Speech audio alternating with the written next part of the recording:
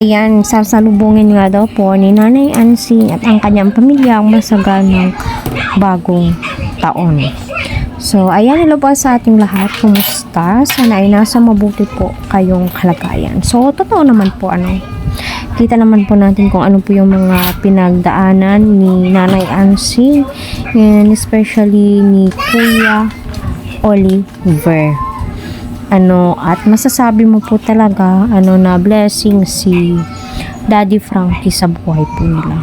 'Di ba? Yung sinasabi nga po ni Nanay Ansing na magpapagawa nga po siya ng kanilang bahay kapag si Kuya Oliver ay gumaling na, Pero mas mainam kapag magkakasama po sila, Para sa ganun ay maalagaan niya at nakikita pa rin po niya si Kuya Oliver. So, ngayon naman po sa usaping blessing, yes, malaki po talaga yung blessings na natatanggap po ni Nanay Ansing sa tulong po ng kanyang kapatid.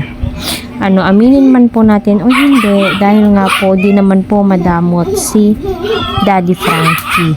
Syempre. Kita din po ni Daddy Frankie na hirap din po sa buhay si Nanay Ansing. So, sa malamang, bibigyan pa rin po niya ito ng biyaya.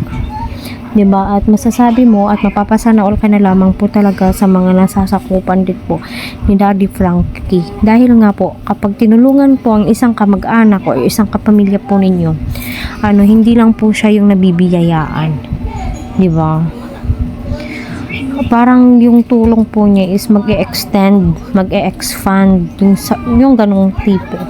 Kaya nakakatuwa at masasabi mo po talaga na blessings in disguise sa buhay nila si Daddy Frankie. Kaya patuloy po natin silang suportahan. Huwag ho natin skip ang ads ni Daddy Frankie para sa ganun ay marami pa po siyang matutulungan.